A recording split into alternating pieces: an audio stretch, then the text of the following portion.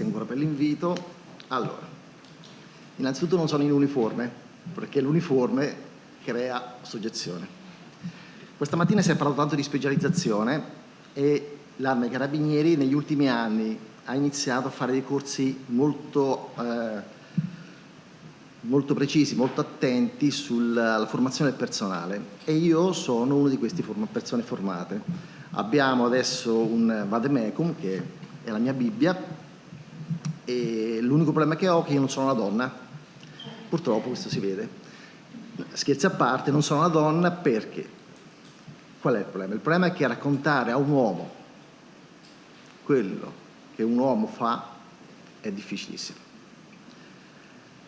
Grazie alla Soropti Mestre abbiamo creato a Mestre, e quindi abbiamo anche a San Venezia, a Portogruaro e a San Donà, la cosiddetta stanza tutta per sé. È una stanza che purtroppo funziona, nel senso che ho tutti i giorni gente, qualche uomo ma soprattutto donne.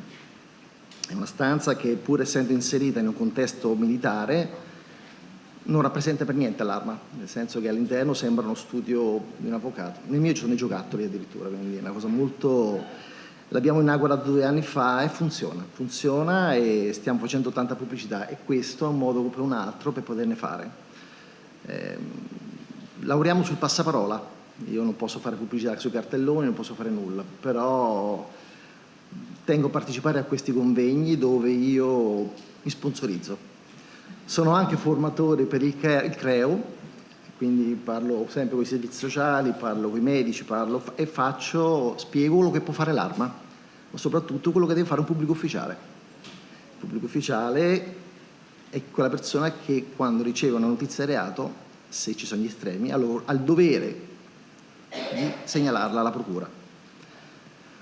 Bene, ho preso un sacco di appunti ma non li leggo, perciò vabbè. Allora, perfetto. La dottoressa mi ha citato dicendo che a volte le donne non vengono credute. Sì, succede purtroppo. Dico purtroppo perché è umano. Io sono del parere che quando le donne vengono da noi, e ripeto, le donne vengono da noi come estrema ratio, le donne quando vengono in caserma è perché non hanno più niente da perdere. Di solito evitano anche il paese dove abitano, nel senso che se abitano nel paesino evitano la caserma, perché ti vedono entrare in caserma, quindi magari trovano l'appiglio per venire a Mestre e magari mi arrivano da un'altra sede. E anche questo è un fattore, ma quello che le porta da me è il fatto che hanno paura di perdere i figli, e questo è un argomento fisso.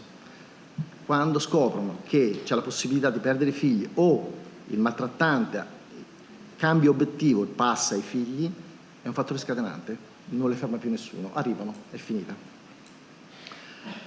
Il nostro è anche un lavoro ingrato, la polizia giudiziaria, perché essendo il braccio armato della procura ha il dovere di chiedere, di essere invasivo, direi a volte, perché, come dicevamo prima, la denuncia deve essere molto particolareggiata. Io da qualche tempo ho iniziato a inserire pure i commenti all'interno delle denunce, inserisco se la donna sta piangendo, se ha bisogno di una pausa, se ha bisogno di sospendere la denuncia perché ha bisogno di riposarsi un attimo, perché noi siamo in prima linea, noi siamo quelli che, io sono quella che vede piangere, e un atto burocratico in qualche modo pialla i sentimenti, pialla la sensazione, quindi il pubblico ministero che riceve la denuncia a volte non ha la percezione del fatto del lato umano della situazione.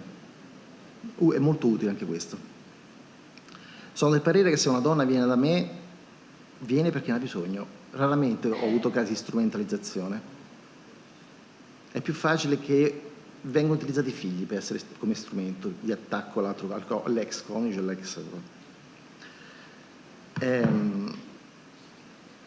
lavoriamo tanto col centro donna, col centro antiviolenza per essere precisi, ormai abbiamo una linea diretta, ma lavoro anche tanto con i consultori, lavoro tanto perché quando le vittime vengono da me non sanno neanche gli strumenti che possono avere. Su 300 persone che incontro in un anno farò 50 denunce, neanche. La maggior parte sono solo consigli. Consigli di non buttare via mai i messaggi, consigli di non buttare via le chat, consigli di salvare sempre Facebook, Instagram, consigli di registrare, perché no? Io sono vecchio, non me ne ricordo le cose che sto registrando in questo momento, non ho motivo, non è un'intercettazione, quindi ascolto, mi ricordo. Consiglio di andare a un centro donna, di parlare con le ragazze del centro antiviolenza, consiglio di rivolgersi ai servizi sociali, consiglio di parlare con un avvocato e spesso il problema è sempre lo stesso, non c'è una indipendenza economica che lo consente e questo è un grosso problema. In questo caso i servizi possono dare una mano.